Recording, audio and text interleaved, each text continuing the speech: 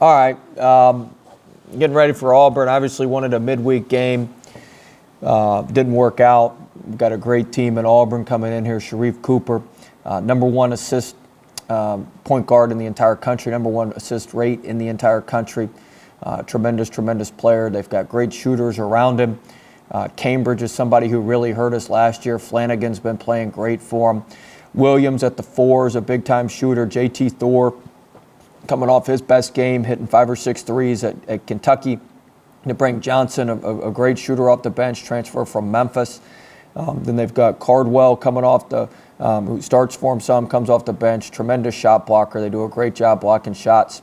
They're going to pose a lot of problems for us. Their transition offense is tremendous. Their transition offense after an opponent's made basket is top 5 in the country. Not something that you see very often, so we've got to get back. We can't do all our celebrating and all the BS that we tend to do sometimes. We got to get back in transition. And then we've got to be able to block them out. They're a tremendous offensive rebounding team, one of the top offensive rebounding rates in the country. Cardwell is certainly a part of that. The big kid, 13, Akimbala, does a great job on the offensive glass and blocking shots as well. So Moore as well has made some threes in league play. I think he's 5 of 8 in league play from 3, and so he's another shooter, 6'6" guy that they're able to bring off the bench. So very good team. Be a big challenge for us, and hopefully we've made some improvements from last Saturday to this Saturday. Hey, Will, just kind of looking at the numbers, this seems to be an Auburn team that's a lot better than their record shows. I mean, they seem to be playing their best basketball really the last couple of weeks as well. Adding Sharif Cooper helps you play real good basketball. Yeah, I mean, and just talk about, Cooper a little bit, and then also just kind of what is it about Bruce Pearl's team? Their numbers show that their record should be better than what it is. They're a little bit young, and they've had some issues down the stretch in some games, but their numbers would indicate they're a lot better than their record shows. But Coach Pearl's one of, if not the best coaches in this league. His teams always play fast. His teams always are aggressive on the offensive end, aggressive in transition and getting to the offensive glass, which this team is no different. Defensively, it'll be mostly man. He's played more of his zone. He played the zone against us some last year. I expect we'll see some pressing from him, especially on free throws and some dead ball situations. So we're going to keep preparing for that. We spent, no less than 10 or 15 minutes a day, for 4 days this week trying to get ready for pressure and that sort of thing.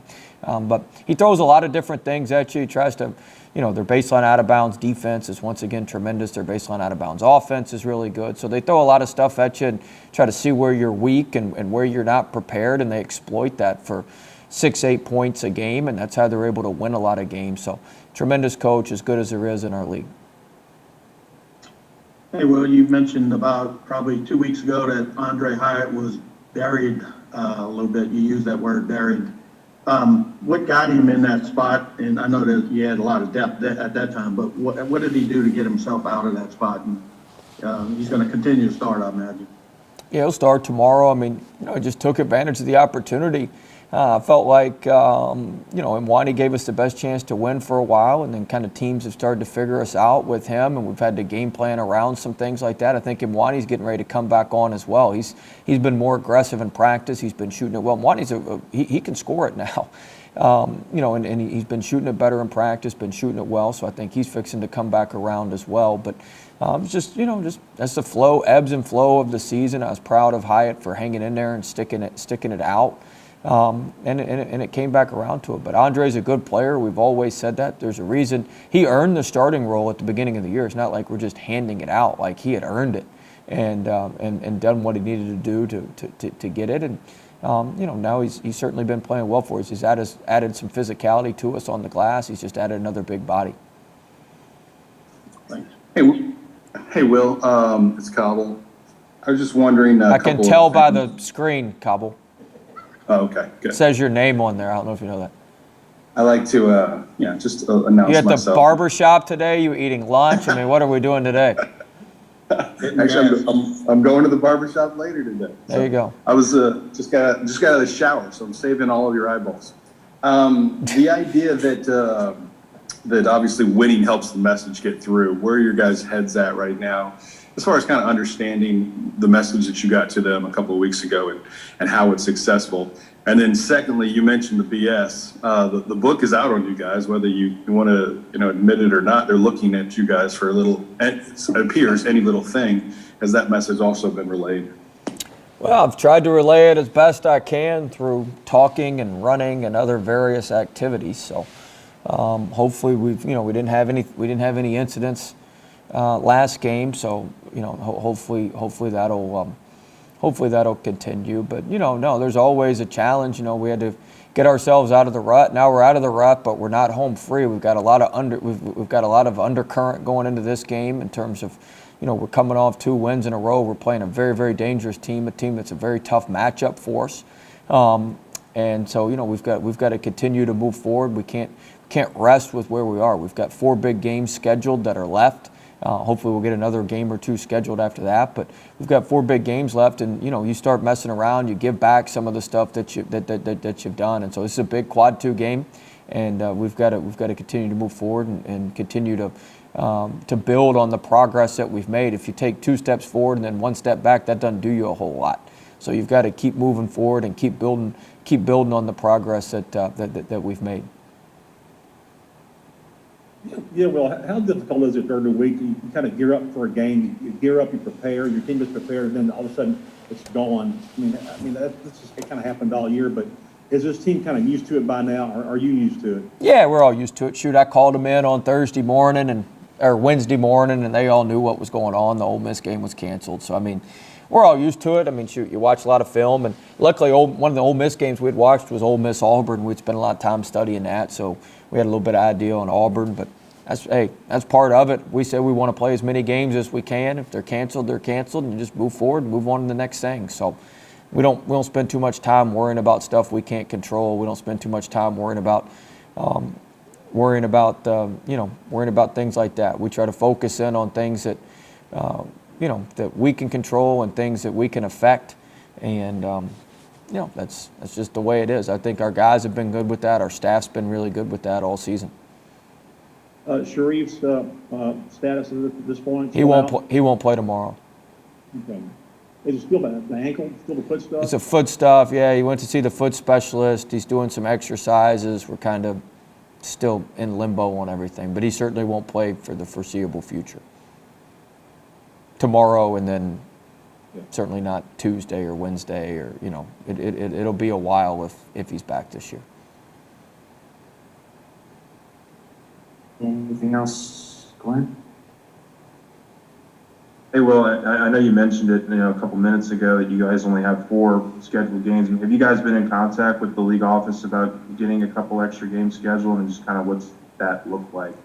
Is it kind of bleak in terms of the league understands that we want some more games, but they're working through all that. They'll contact us.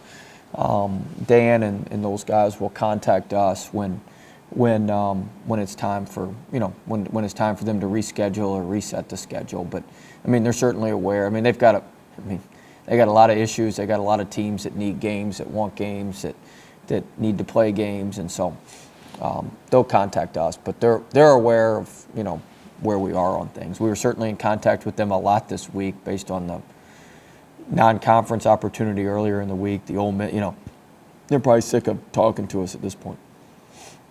But they know, and they'll get it figured out. Go ahead, Ron. Yeah, well, at this point of the year, every year, do you feel like, is there a certain point you feel like your team should be at, as far as developing, or, you look at the record or the development? Or does it vary from team to team? Yeah, every team's different. Some teams take a lot longer to come together than others, and so it's the beauty of our sport. It's not like if you lose one game, your whole season's over, like it's become in football. And so, you try to be at a certain point. You're never as far along as you want to be. I think we were certainly a little bit further behind a couple of weeks ago, but we're starting to make up some ground. But we have a lot of ground to make up, and so we've got to continue to work hard and work on those areas and work on those issues and push forward. But we're getting closer to where I think we can be. I think we've settled into a nice little 8-man rotation here.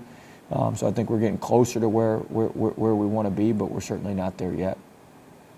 I mean, everybody has kind of had roles all year, but is it more clearly defined than ever now? I mean, everybody exactly knows. I mean, the guys off the bench know. Yes, I was they're very strengths. clear a couple of weeks ago about what everybody's going to do. I couldn't have been more clear. I was very, very clear. Crystal clear. Crystal clear. So Gotcha. everybody is well aware of what the expectations are and what happens if the expectations are not met. Well, I mean, if they're not met, what can you do? You have nobody in the bench you can put in. I mean, how You does can that sub work? them in and out. We've subbed in. We've had more subs the last 2 games than we've had in most of the games all year. So you can sub them in and out for a little bit, To make a point. more or less. Yeah.